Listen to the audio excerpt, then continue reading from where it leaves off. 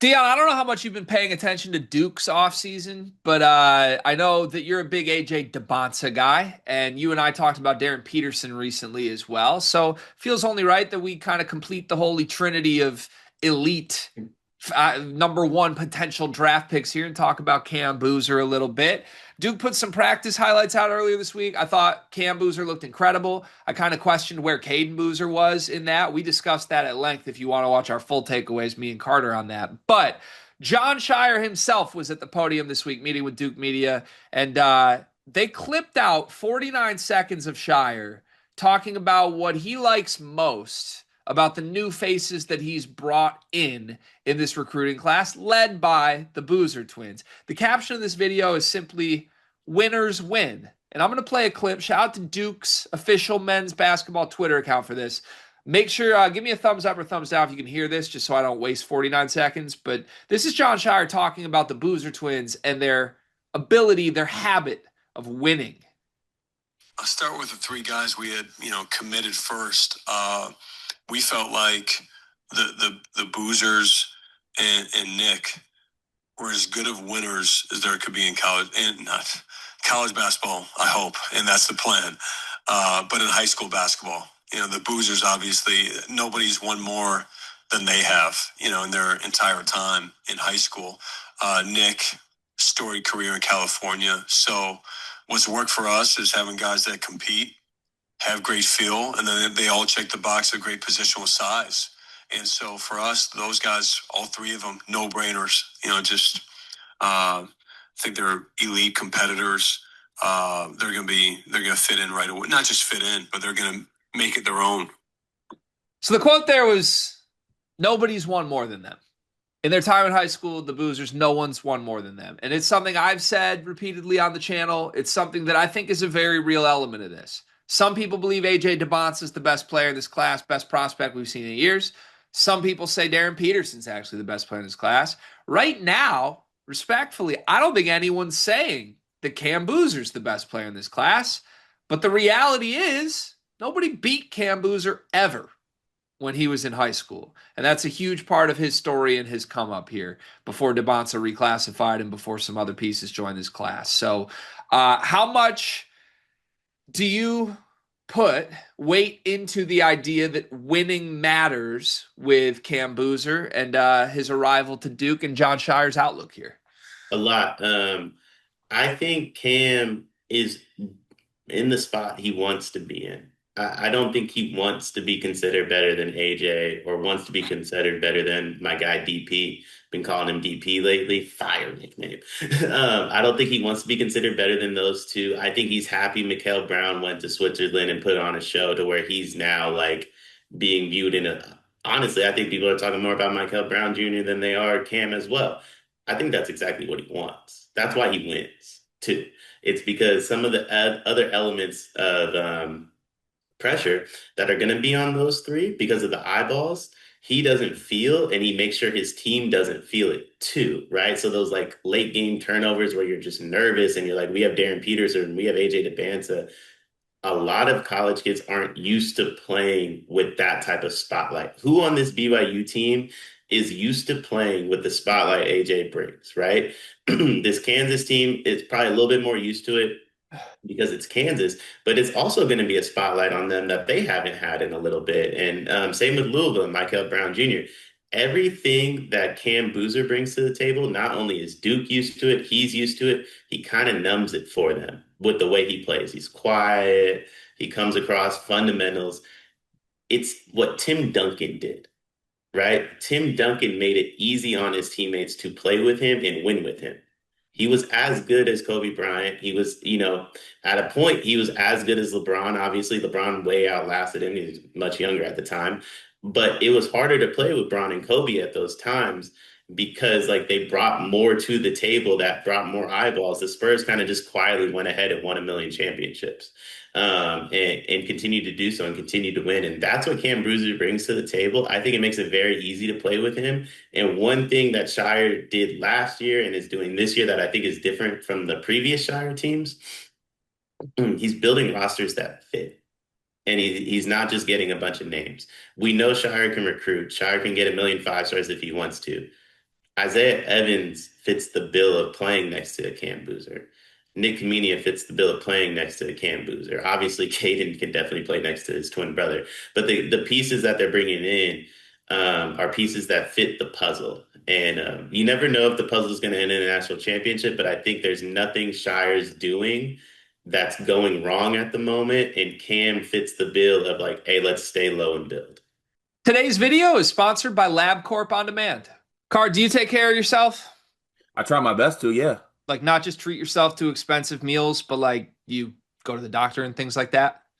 No, I just take care of myself. There's no need to go to the doctor unless I'm not taking care of myself, right? Are you afraid of the doctor, Cart? Just a little bit. I mean, if nothing's wrong, why would I go there? Listen, I'm the same way, and so are millions of men across America. But that's why LabCorp On Demand is helping millions of people like us. With their men's health test, you can get a comprehensive look at your hormone levels, your total testosterone, and you don't even have to go to the doctor. It's easy, and you get the results the next day. Testosterone, is that a big thing? It's a really important thing, Cart. Sometimes you can feel off without even knowing something's wrong. But LabCorp On Demand wants to keep you healthy and wants to make it as easy as possible. Right now, you can get 20% off your men's health test by visiting our sponsor at tryelco.com/sleepersmedia. It's simple, affordable, and honestly, it's empowering to know that you're healthy and have this info about your body. Didn't know that testosterone did all those things. I'm gonna have to take the guesswork out of this and go get my health checked out today using LabCorp On Demand. Yeah, I hear that. So I am just impressed with Scheyer, honestly, when I hear stuff like this, because I chuckled when he mentioned the positional size at the end of it. Like he spent 45 seconds talking about like, yeah, they're winners. They're winners. We love their DNA. They're competitive. They're great. They're winners. They're also huge. They're huge, and that matters to us because look at their last two teams, right? Clearly, it's been a strategic decision that we want to be massive. We want to play 6'6" at every position from 1, 2, 3 until we get to center and we have a 7'2" guy there. That's a tactical move that worked last year. It gave them an elite defense. Part of that was obviously Cooper Flagg and man, but like God, being so big at the guard spots is Duke's identity in the Jon Scheyer era right now. And Cam Boozer's a point forward. I mean, we don't call him a guard, but he's a 6'11" guy with point guard skills. So I think there's clearly a strategy there that it really, if you're trying to wonder what is Jon Scheyer trying to do, what's different? It's not different necessarily, but what defines Jon Scheyer's teams at Duke maybe uncharacteristically from what Coach K was doing. Jon Scheyer wants huge teams that are built with dudes that have won at every level. He takes the guys that win in the prep level, that care about winning, that are tall and massive and big. And that's a formula that at some point I think is going to yield a national title, and I really see the vision for. Now, here's my spin zone on this, and I don't even think it's a spin zone here. I actually have a little bit of a pet peeve with the conversation always coming back to winning with the boozers. And this is me putting my hand up saying I've been part of the problem with this because I have consistently reiterated I care about winning. If you want to tell me you like Peterson more, you like DeBonsa more because of their highlight reels, because of whatever they've done, who they are, they're entertaining, fine. I hear it. I like those guys too. But I have always said that if I'm taking one guy I want to build a team around in this class, it's Cam Boozer, especially if his brother comes with him. And it's largely because I just think he makes everything easier for everyone else in a way that DeBonsa and Peterson don't. That's who he's been. He clearly is going to do that at Duke. He picked the perfect situation for him. I'm so glad they didn't go to Miami, and winning is part of it. But here's me admitting I'm part of the problem, hand up, because when we make it all about winning with Cam Boozer, it undersells who he is as a player. And I'd like to point to two games specifically this year that drive home the point that I'm trying to make on this. Number one, how about the Nike Hoop Summit? Nike Hoop Summit game where he was on a team with A.J. DeBonsa and Michael Brown. Darren Peterson wasn't there, but A.J. DeBonsa, what did he have? 24 points, great game. 5 assists, good game. 6 rebounds. Michael Brown was 1 for 9 from the floor in that game. Got his 17 points by getting to the free throw line, but 1 for 9 in the floor. Cam Boozer was the best player on the floor. 22 points, 16 rebounds, 6 assists. He led his team in rebounds by more than 10 more than anybody else. Also led his team in assists and was 1 bucket behind DeBonsa. He was the best player the entire game. We watched it with our eyes. There was nobody close. And then you go to the McDonald's All-American game. Coincidentally, Darren Peterson was here for this one. Darren Peterson on A.J. DeBonce's team with Michael Brown, all three of those guys, by the way. You put the Boozers on the other team because he's pretty singular. He's the only guy in the game with a double-double. 16 points, 12 rebounds. In my opinion, he was the best player in that game. He was named the co-MVP of that game, Dion, even though his team lost the game because they put DeBonce Peterson and Michael Brown on the other team. So it was, I believe it was, let me make sure I get this right. I believe it was Darren Peterson who got the other MVP on the winning team. 18 points for Peterson in that game. Cam Boozer had 16 and 12. I don't think you have to make it all about winning with Cam Boozer. And he didn't win the McDonald's All-American game. But he got MVP honors as a loser because he was the best player on the floor. Just skill-wise, just what he's doing. So winning's part of it, and that's why we love him. That's why Scheyer loves him too. But also being really damn good at basketball is part of this. There's a world that he might just be the best player in the country next year, playing the Cooper Flag role, and it might have nothing to do with winning. That's what he wants, though, I think. I think that's what he wants is like, let's keep it about winning. Let's make it about the team. Let's not make it about me. I think that's his personality. I think you're absolutely correct. Like he could be the best player in college basketball. And we as like a collective have kind of taken away from what his talents are. But I also think he plays into it because that's what he's looking for. And that, to be fair, now his father was never like the best player in the NBA by any means. His dad was a lot better than he ever got credit for being, though. For sure. A lot better than he ever got credit for being. And he played into like, hey, we're in Utah. Me and Darren Williams run a little pick and roll, pick and pop. We'll just win a bunch of games. I'm good with whatever comes of it.